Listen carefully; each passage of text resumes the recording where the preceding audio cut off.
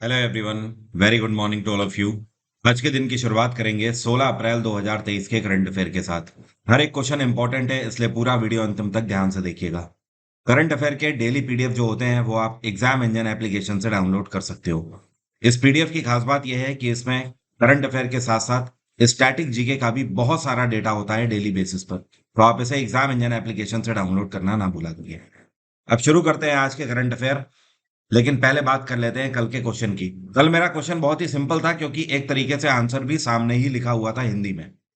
Question ये था कि इनमें से किस चीज की स्टडी को डर्मेटोलॉजी के रूप में जाना जाता है।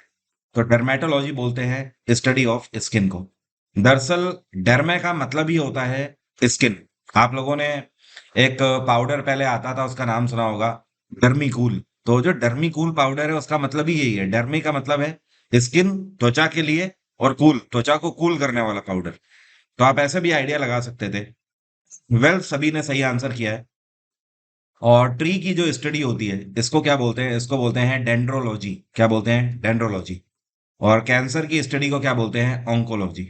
और आईक्यू की ऐसी कोई बेसिकली स्टडी नहीं है। इसको ब्रेन स्टडी भी बोल सकते हैं, और ब्रेन स्टडी जब करी जाती है तो उसको साइंटिफिक टर्म में साइकोलॉजी पढ़ना बोलते हैं। ठीक है, अब शुरू करते हैं आज के करंट अफेयर। अभी हाल ही में ये कौन सी राज्य सरकार है जिसने फैसला लिया है कि ये आने वाले 28 मई को, जिस दिन विनायक दामोदर सावरकर की बर्थ एनिवर्सरी मनाई जाएगी, तो उसको पूरे राज्य में स्वतंत्र वीर गौरव दिवस के रूप में मनाएंगे। तो ये है महाराष्ट्र में एक नाथ जी शिंदे की सरकार। महाराष्ट्र सरकार ने फैसला लिया है कि इस बार स्वतंत्र वीर गौरव दिवस के रूप में इस दिवस को मनाया जाएगा।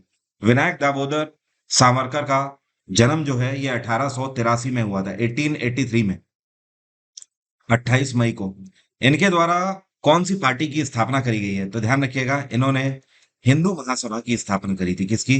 हिंदू महासभा। और विनायक दामोदर सावरकर जो है, इनको ब्रिटिश राज के दौरान अंडमान की जो सेलुलर जेल है वहां पर बहुत यातनाएं दी गई थी। और उसके बाद से ही पूरे भारत में ये प्रसिद्ध हो गए थे। और उसके बाद इनके ऊपर कई सारी किताबें भी लिखी गई हैं।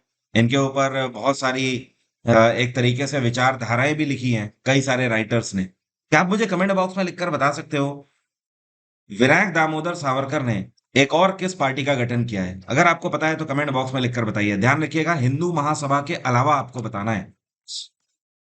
अगला क्वेश्चन है, कलकत्ता मेट्रो जो है यह भारत की पहली ऐसो मेट्रो बन गई है जो कि अंडर वाटर अपनी जर्नी तय करेगी। ये कौन सी नदी के नीचे से होकर गुजर रही है? कलकत्ता मेट्रो जो है ये हुगली नदी के नीचे से होकर गुजरेगी। और अगर वाटर लेवल की बात करें तो ये पानी के सरफेस से 33 मीटर करीब नीचे से होकर गुजरेगी। और अभी इसका ट्रायल चालू है, लगभग 1 साल के बाद ये फंक्शनल हो जाएगी। और जिस दिन से ये चल जाएगी तो ध्यान रखिए, ये पहली ऐसी मेट्रो होगी जो कि पानी के सरफेस के 33 मीटर नीचे से होकर चलेगी। इतना ही नहीं, जो हावड़ा स्टेशन होगा इसका, हावड़ा मेट्रो स्टेशन, वो पहला ऐसा मेट्रो स्टेशन बन जाएगा जो कि इतनी डेप्थ से होकर जाएगा, मतलब डीपेस्ट मेट्रो स्टेशन वो कहलाएगा। By the way, Kolkata metro की स्थापना 1984 में करी गई थी। यह भारत की सबसे पुरानी मेट्रो में से एक है। और जितना ये टनल में रास्ता पार करेगी, ये करीब 520 मीटर रास्ता पार करेगी टनल से। ठीक है, और 45 सेकंड में इसने अभी हाल ही में कवर किया है इसको। तो एक्सपेक्टेड है कि आने वाले टाइम में थोड़ा और तेज हो सकता है, करीब 35 सेकंड के अंदर 520 मीटर को ये पार कर जाएगी। कलकत्ता में अगर बात करें तो ममता बनर्जी की सरकार है इस टाइम पे। कलकत्ता के गवर्नर कौन है? ये है C V Ananda Bose. C V Ananda Bose. पिछले साल ये कौन सी योजना है जिसके लिए ममता बनर्जी को सम्मानित किया गया है? तो इसका नाम है लक्ष्मी भंडार योजना। क्या नाम है? लक्ष्मी भंडार योजना। अब इस योजना के अंतर्गत क्या प्रावधान था? ऐसी महिलाएं जो कि अपने घर में होल सोल रिस्पॉन्सिबिलिटी रखती हैं कमाने की, मतलब सिर्फ उन्हीं के कंधों पर सारा दारोमदार है घर को चलाने का, तो उन महिलाओं को 500 रुपए की हर महीने वित्तीय सहायता दी जानी थी। और अगर वो SC ST समुदाय से बिलोंग करती हैं तो 1,000 रुपए की वित्तीय सहायता दी जाएगी। ठीक है, तो इस योजना के लिए ममता बनर्जी को पिछले साल सम्मानित किया गया। नेक्स्ट क्वेश्चन है, ये कौन सी राज्य सरकार है जिसने अभी हाल ही में एक प्रोग्राम लॉन्च किया है और इसका नाम है ए हेल्प। यहाँ पर ए का मतलब है एक्रीडिटेटेड और हेल्प का मतलब है, पूरा इसका फुल फॉर्म है accredited agent for health and extension of life stock production. तो इसको उत्तराखंड में पुष्कर सिंह धामी जो कि मुख्यमंत्री हैं इनके द्वारा लॉन्च किया गया है। अब सवाल ये उठता है कि इस योजना का मेन उद्देश्य क्या है। देखिए, इस योजना का मेन उद्देश्य ये है कि इसमें गायों का जो पालन है वो सही तरीके से होगा, टीकाकरण पशुओं का सही तरीके से होगा, पशुओं का बीमा किया जाएगा, इंश्योरेंस, ठीक है। साथ में टैगिंग करी जाएगी, जिन पशुओं का वैक्सीनेशन हो जाएगा उन पर टैगिंग कर दी जाएगी जिससे आसानी से पहचान में आ जाए कि ये वैक्सीनेटेड है। तो ये सारी चीजें इसमें कवर है बेसिकली। और उत्तराखंड में इस टाइम पे गवर्नर कौन है? ये है गुरमीत सिंह। गुरमीत सिंह। उत्तराखंड में कई बार आपसे यहाँ के मंदिरों के बारे में पूछ दिया जाता है, तो ध्यान रखिएगा। यहाँ का नीलकंठ महादेव मंदिर काफी फेमस है। केदारनाथ मंदिर, बद्रीनाथ, गंगोत्री, यमुनोत्री, सब उत्तराखंड में ही है। और आपको पता होना चाहिए, एक क्वेश्चन ऐसे पूछा जाता है कि भारत का एक कौन सा राज्य है जिसको देवभूमि के रूप में जाना जाता है? तो ये उत्तराखंड ही है जिसको देवभूमि के रूप में जाना जाता है। अगला क्वेश्चन है, अभी हाल ही में 12 अप्रैल को सेबी ने अपना स्थापना दिवस मनाया और इस उपलक्ष्य में सेबी के द्वारा एक नया लोगो लॉन्च किया गया है। तो यहाँ पर देखिए, ये वाला जो आप लोगो देख रहे हो ना, ये सेबी का पुराना लोगो है। अब सेबी ने अपना नया लोगो ये वाला लॉन्च किया है, तो अब से ये वाला लोगो चला करेगा। तो यहाँ पर सवाल यह है कि सेबी की स्थापना कौन से वर्ष में करी गई थी? सेबी की स्थापना 1988 में करी गई थी, 1988 में। और इसका हेडक्वार्टर है मुंबई। सेबी ने इस बार अपना 35वां स्थापना दिवस मनाया है इस आधार पर।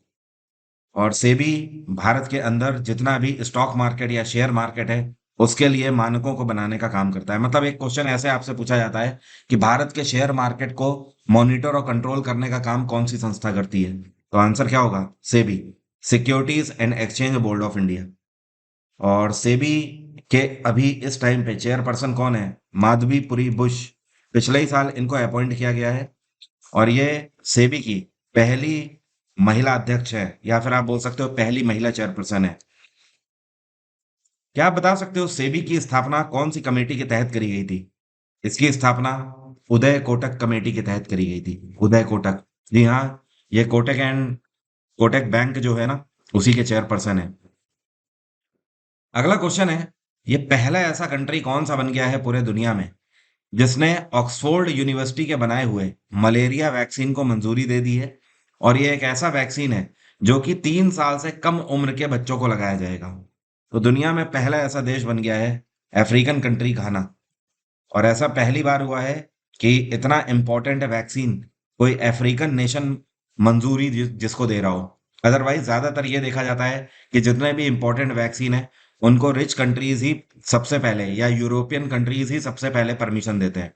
बट इस बार अचंबा हो गया, अफ्रीकन कंट्री घाना ने दुनिया में सबसे पहले इसको मंजूरी दी है।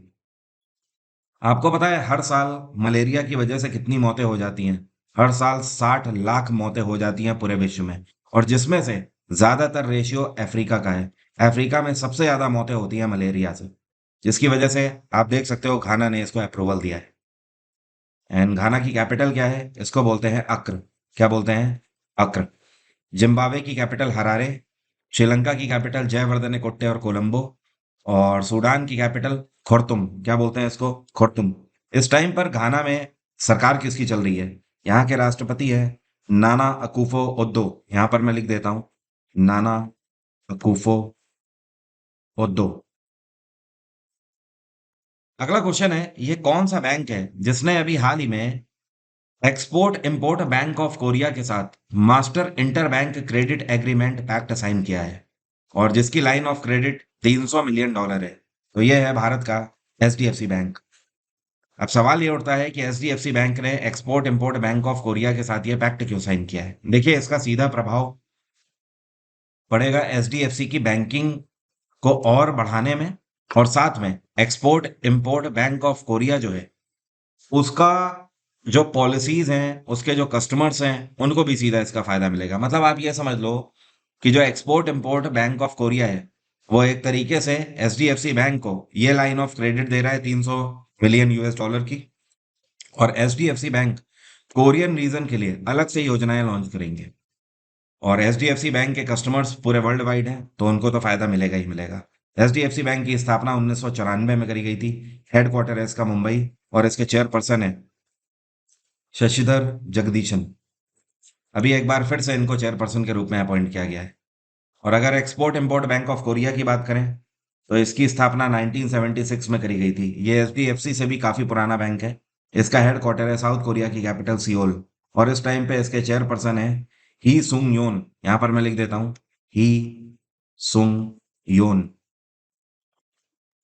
अगला क्वेश्चन है, अभी हाल ही में एलआईसी के चीफ इन्वेस्टमेंट ऑफिसर के रूप में किसको अपॉइंट किया गया है? तो life insurance corporation of India के नए चीफ इन्वेस्टमेंट ऑफिसर के रूप में रत्नाकर पटनायक को अपॉइंट किया गया है। और पटनायक साहब यहां पर सक्सीड कर रहे हैं पी आर मिश्रा को। पी आर मिश्रा रिटायर हो रहे हैं और उनकी जगह ली है रत्नाकर पटनायक ने। एलआईसी की स्थापना 1956 में करी गई थी। इसका हेडक्वार्टर है मुंबई। आपको पता है एलआईसी जो है ये दुनिया की 10 सबसे बड़ी इंश्योरेंस कंपनीज में कंसीडर करी जाती है। नंबर 1 पे चाइनीज इंश्योरेंस कंपनी है। और एलआईसी के साथ एक और इम्पोर्टेंट डेटा आपको ध्यान रखना है। पिछले साल बजट में भारत सरकार ने एलआईसी में एफडीआई को बढ़ा दिया था। अभी तक एफडीआई में पिछले साल तक 49% डेटा रहता था, लेकिन 49% से एफडीआई को 25% बढ़ा दिया गया, और ये बढ़कर कितना हो गया अभी 74% तक एफडीआई को मंजूरी है इस टाइम पे एलआईसी में। मतलब सीधा सा इसका ये है कि दुनिया में कोई भी संस्था एलआईसी में अगर इन्वेस्ट करना चाहती है तो 74% तक कर सकती है। पहले कम मंजूरी थी, अब ज्यादा मंजूरी है। अब ज्यादा लोग इन्वेस्ट कर पाएंगे एलआईसी में। और एलआईसी का एक सब्सिडरी बैंक भी है, ये कम लोगों को पता होता है, आईडीबीआई बैंक। जी हाँ, आईडीबीआई बैंक आप लोगों ने नाम तो सुना होगा, लेकिन ये कम लोगों को पता होता है कि ये एलआईसी की ही सब्सिडरी है। 1964 में इसकी स्थापना करी गई थी।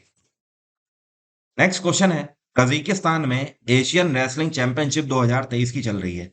अभी हाल ही में कौन से भारतीय हैं जिन्होंने 53 केजी वेट कैटेगरी में रजत पदक जीत लिया है? तो जो आपको पिक्चर में दिख रही हैं, इनका नाम है अंतिम पंगल। ये हरियाणा की खिलाड़ी हैं, मात्र 17 साल की खिलाड़ी। 53 केजी वेट कैटेगरी में रजत पदक भारत के लिए जीत लिया है।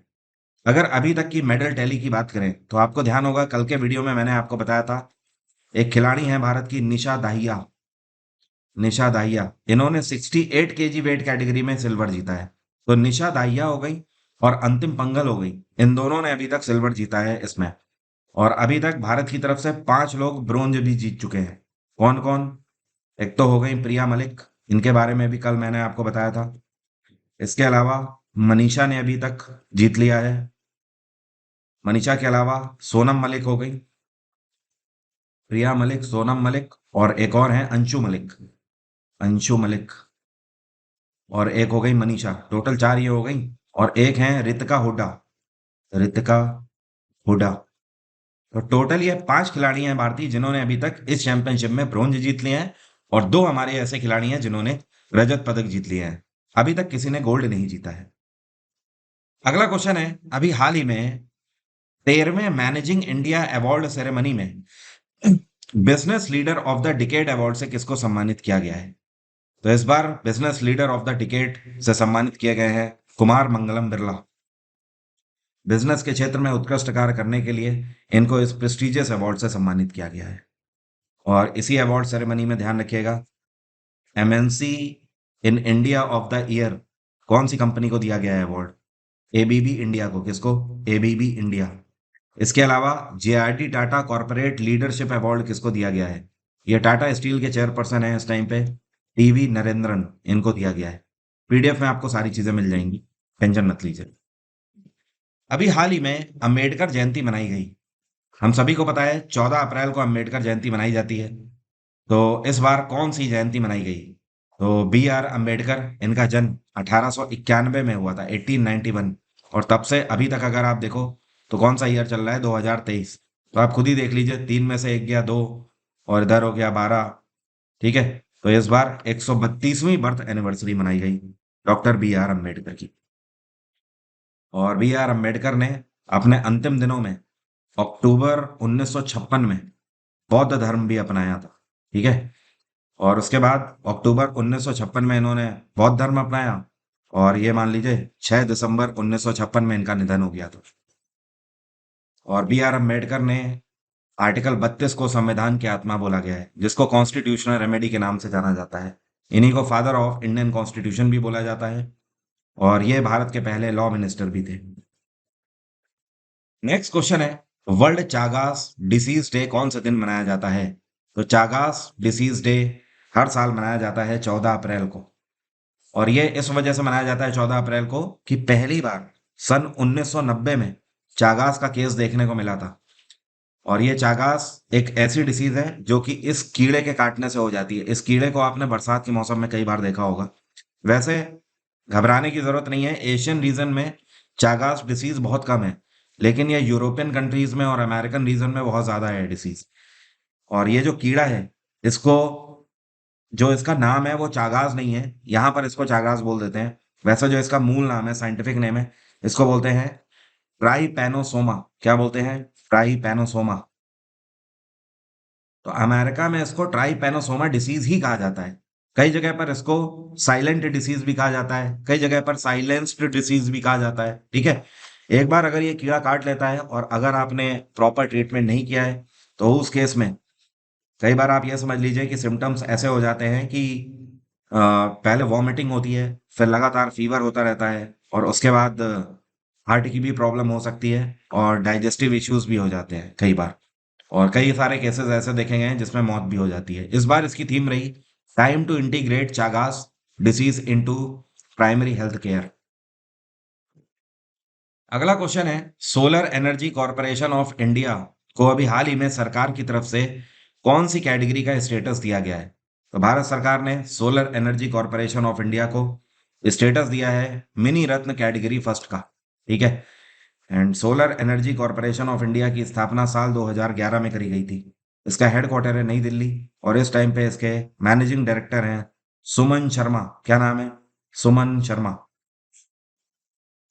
अब मेरा आज का सवाल आपसे, आप में से कितने लोग बता सकते हो कि ये भारत का कौन सा राज्य है जिसमें लोकसभा में अनुसूचित जनजातियों के लिए सबसे अधिक सीटें आरक्षित हैं? कमेंट बॉक्स में जल्दी से लिखकर बताइए। आज संडे का दिन है, आप संडे का दिन रिवीजन के लिए रखा करिए, वो ज्यादा सही रहेगा आपके लिए। ऐसे स्टूडेंट जो कि सीजीएल इस बार देने जा रहे हैं 2023 का, ध्यान रखिए मॉक टेस्ट इन 2 महीनों में जम के आपको देना है। और यहाँ पर एग्जाम इंजन पर आप मात्र 390 रुपए में 1840 ऑनलाइन मॉक टेस्ट आपको मिलते हैं, जिसमें से 52 फ्री कंटेंट है।